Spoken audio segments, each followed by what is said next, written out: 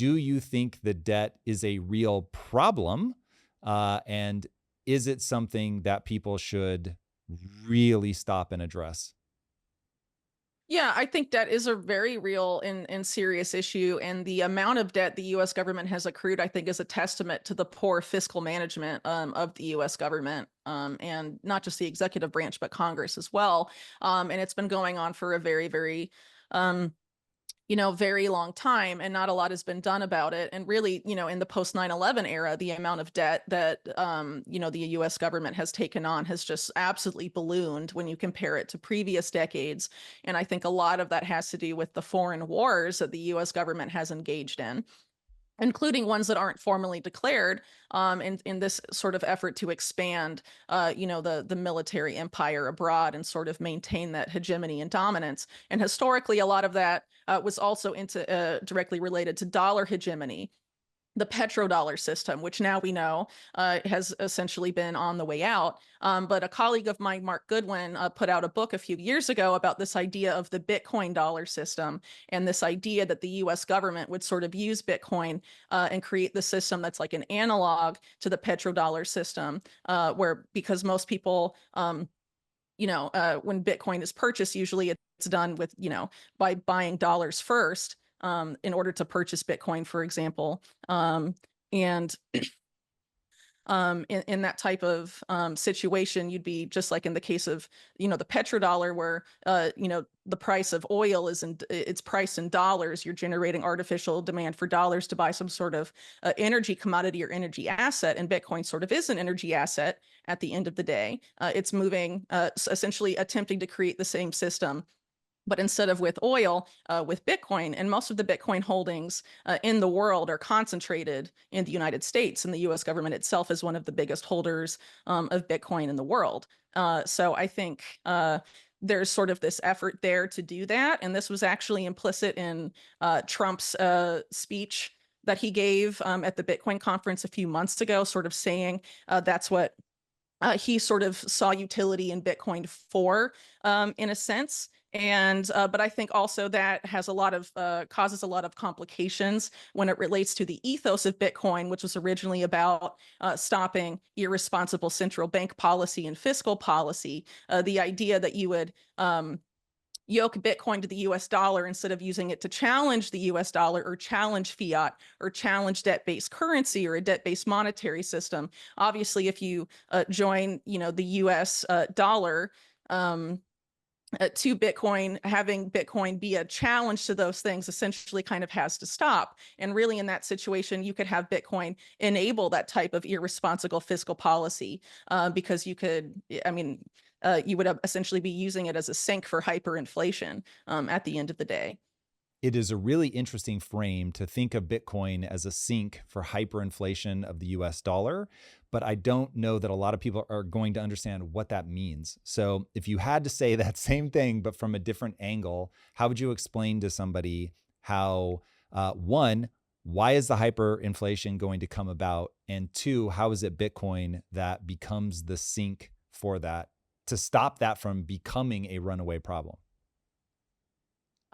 So essentially, if you were to like hyperinflate the dollar in this type of system, obviously the price of Bitcoin would appreciate as price in US dollars, but it's not, but Bitcoin itself isn't subject to inflation. So the people that hold Bitcoin in that case would really benefit in that type of scenario. But people that hold, dollars, for example, would not necessarily. But there's also this effort to sort of resolve this, that aspect of it, by bringing stable coins into the equation, which are, you know digital dollars, but they're kind of gobbling up US treasuries, and are buying sort of like nation state level amount of US government debt and servicing the debt at the same time. So sort of the Bitcoin dollar system, as I understand it, and again, this is Mark Goodwin's work, so again, he can probably explain it a lot better than me, and the detailed mechanisms and all of that. But as I understand it, you would have to have sort of these dollar stable coins in the mix as well, as a way to sort of absorb government debt. And even, these things may not be enough to absorb all of the debt that we have. And so there's these efforts right now, this idea of real world asset tokenization, there's this push into tokenizing what is referred to as natural capital or aspects, I guess major, like even entire ecosystems essentially, and tokenizing them and using that as sort of like, a store of wealth of finite supply. So there's this one effort, for example, that's seeking to tokenize each hectare of the Amazon rainforest, and there's 750 million hectares. So there's a finite supply of this digital asset security that's tied to each hectare of the rainforest. So then you have something else that could in theory be used as a sink for this stuff too, because when it's of a finite supply, it's not subject to inflation, and so you can sort of mitigate the impacts of inflation by having this anti-inflationary thing because of its finite supply as a sink, for the thing that you're creating more of in the case of in the case of dollars. Um, Okay, that is really, really interesting. I want to walk people through that in my words. Let me know if I go astray. Um, in fact, one thing I'm going to lay out how I think the dollar hyperinflates, but if you think I get that wrong, please definitely challenge my thinking. So here's what I'm taking away from this. You right now, because of the debt going up like crazy, we are already in a position where the US government is going to spend more just on the interest in the debt than they mhm. spend on military spending. Next year, it's projected to be more than Medicare, Medicaid, all of our social programs. And so, what's going to end up happening is they will inevitably find themselves in a position where they're going to have to lower rates in order to be able to make good on that debt or default. Defaulting, I think, would be way worse. And so, what they'll end up doing is printing money. Now, the problem is printing money, in my words, printing money is straight theft. They are making more of the money so that they can socialize effectively the losses. The Um, losses, yeah. exactly. So everybody has to deal with the losses, but then they can funnel that money into making good on the debt that they've accrued. Okay, so to do that, then you're going to get into this just death spiral of hyperinflating the dollar because you have to keep printing more of it in order to service the debt and deal with all your obligations so that you don't default. So that will effectively drive the worth of the dollar closer and closer to zero. Every global reserve currency has had this problem. Even if you look at the British pound, it's lost something like 98% of its value over the last 150 years or something. It's absolutely insane. So this is the nature of currencies. And what you need in order to avoid getting clobbered by that, if you're paying attention, is you need an asset that you can go into that you can store the value of your money. It's why they call it a store of value that cannot be inflated. And the one that has a lot of cultural attention and energy right now is Bitcoin. That's certainly why I have invested in Bitcoin. I do not trust the government not to just keep printing and printing and printing. But what you're Mhm. saying is, hey, there's this process called tokenization that we can use to assign ownership to every physical thing of value, such as the Amazon rainforest. And if you own a given hectare of the Amazon rainforest, you know that they aren't going to be making any more of it. So you have something that is a finite supply. You're able to put your value into that. And as long as people value that part of the rainforest, you are good. You have a companion store of wealth to Yeah. Bitcoin or whatever.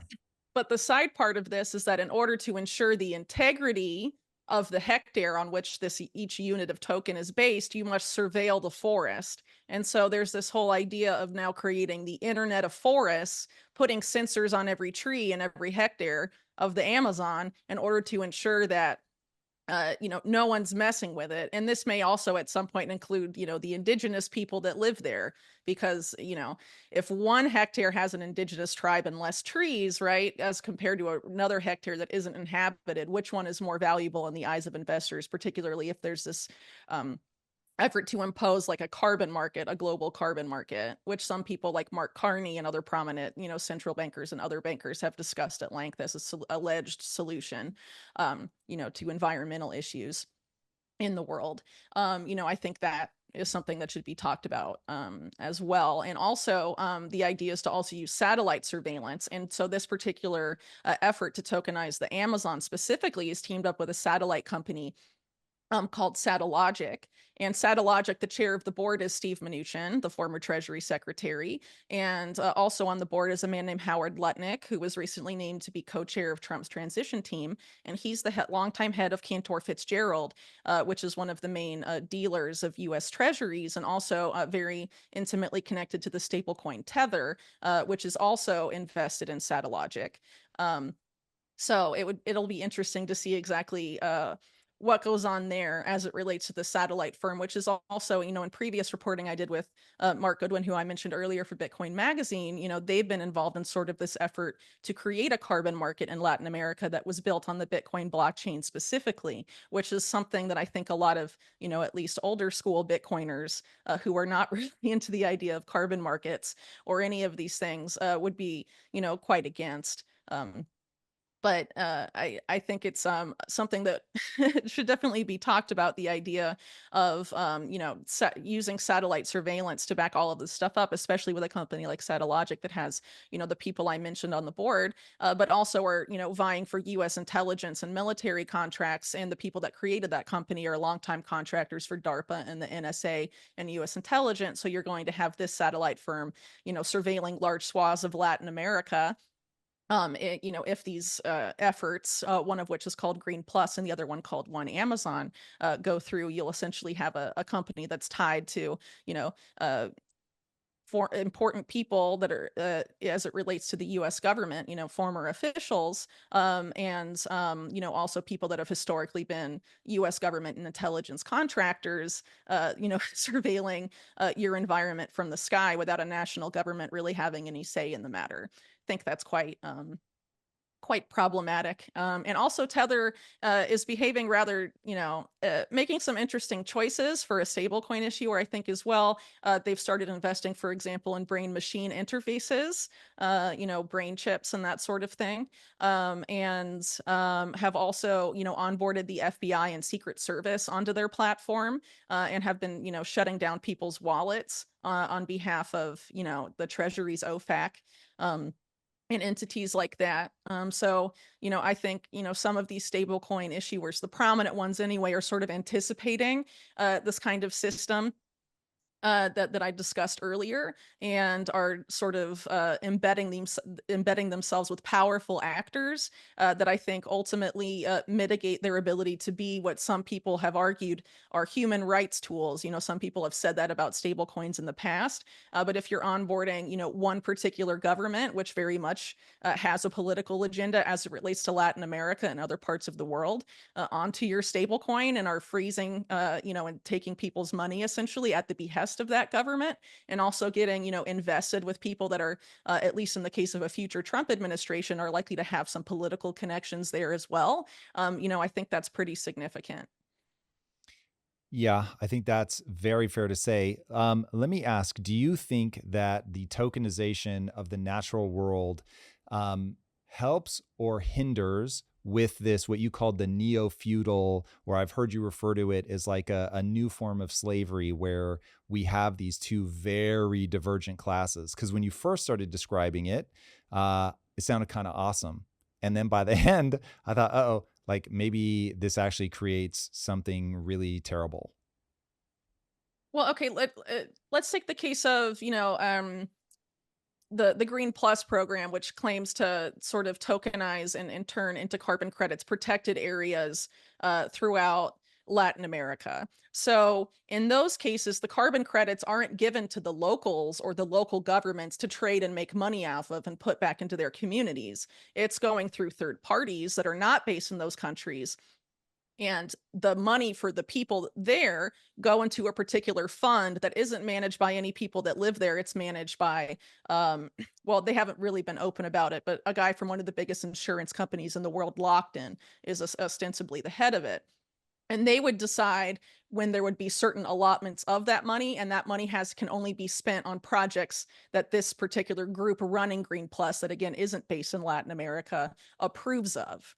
So in that case, you're sort of choosing how the money can be spent, you're framing it publicly as for the benefit of the environment and for the benefit of these local people. But in reality, you're deciding what they can and can't fund. Some of the stuff that, their partners and whatever are tied to a lot of the same, foreign oligarchs, like the Rockefeller Foundation or the Gates Foundation or entities, like that go back to some of these, very wealthy families. Ultimately, it's initiatives run by NGOs that those organizations fund, which ultimately doesn't necessarily work in the best interests of these local people who are, poised to surrender these protected areas, supposedly to protect them by generating carbon credits. But the carbon credits are going to be traded by people abroad, and the decisions about how that money is spent is being made by people who are abroad, not about the locals. So it sort of seems to me like a way to,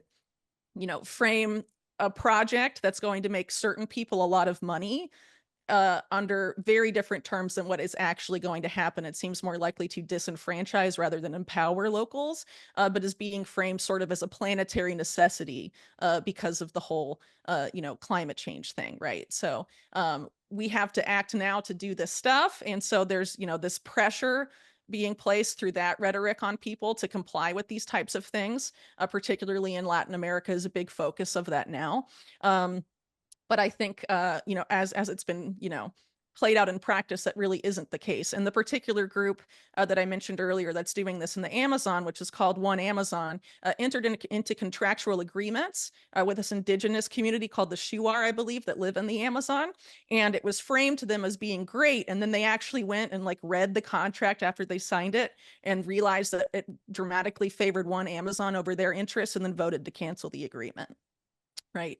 So these guys kind of have a history, at least these actors that I've mentioned, of sort of going in and framing their stuff, making a sales pitch to locals that it's going to be great for them. And then when it's not in practice, the locals are trying to get out of it. So that should really tell you a lot about what's going on here, I think. Okay. Do you by any chance know the Cosin theorem? No. It's very interesting. I'm just beginning to explore it, but one of what I'm trying to figure out is the thing you're talking about. Is it the necessary outcome? So when I think about the take Africa and the natural resources that they have, and does that have to be a point of exploitation, or could that be a point where they're able to grow their industries from the ground up? So for instance, if you're just selling off your cobalt or whatever, yeah, you're going to be in a really bad position because you're going to get effectively taken advantage of. The real money is in building the products, the batteries, whatever, that are downstream of mining that element. If, however, you build the industry in your own country and you say that we're a tremendous source of cobalt, or in the example of what we're talking about, you have this Amazon rainforest, is it necessary, just a fact of the way the economic system is set up, that you will end up getting exploited if you do this? Or if they were smart, could they put in legislation that says, okay, we're actually going to assign a value to all of these different items, the rainforest, the whatever. And now, according to the Cosin, if I'm saying that correctly, theorem, it says basically the reason that we end up with these imbalances where people pollute into a river, and now you have a company that's able to make a ton of money because they can force us all to pay a cost for the pollution, but they get to reap all the benefits. If instead you assign an owner to the river, now all of a sudden the owner of that river knows exactly how much damage is being done, and they can go to the company and say, you owe me this much money because you are injuring this asset that I own that has a cost. So it becomes this, it's basically a statement of, without clear property rights, then people get away with things like the tragedy of the commons, where they're able to push their pollution downstream and reap economic benefits from it.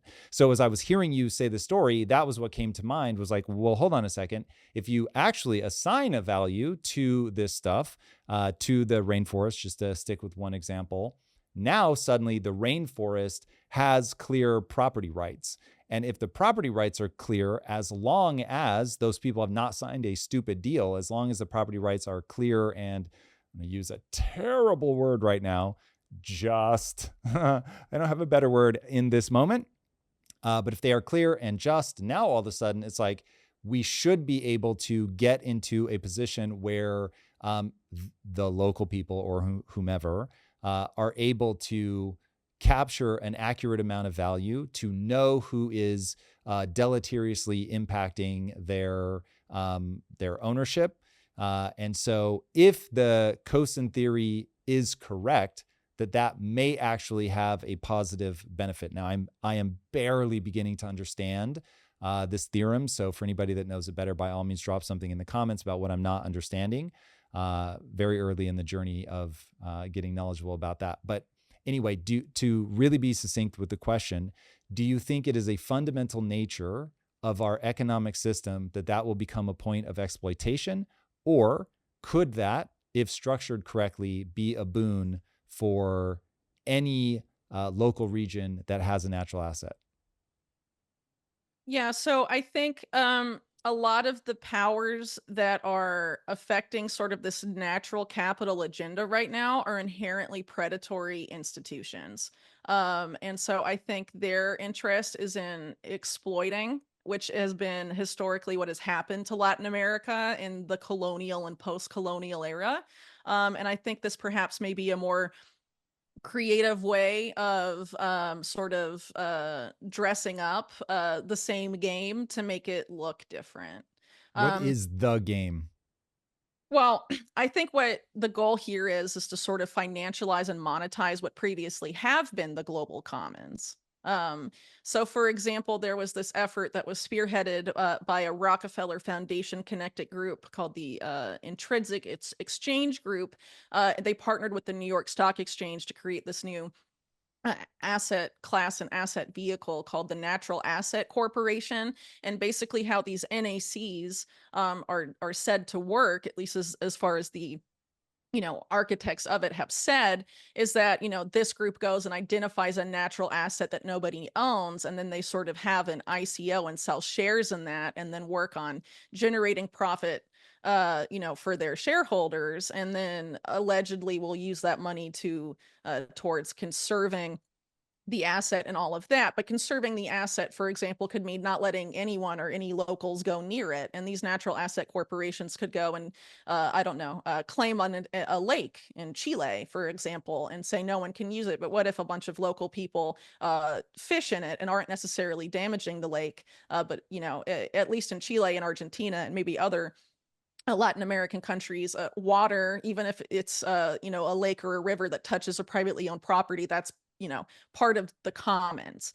So the Intrinsic Exchange Group frames this natural asset corporation as creating a whole new asset class that dwarfs the existing asset classes we use today. And they referred to that as nature's economy and as the opportunity in unlocking nature's economy. So really, it's a way to create this huge in my opinion, massive asset class that will allow them to continue really what is the Wall Street casino, allow it to continue, allow them to continue their bad behavior into the new era, but are just going to be sort of taking ownership of natural features and making these corporations around them, and then using them really essentially however they like, because in theory you could have a natural asset corporation, and through all these carbon markets and all these other mechanisms that are being created, you can buy offsets or other things to sort of justify whatever you want to do to any sort of land you take ownership of, and sort of frame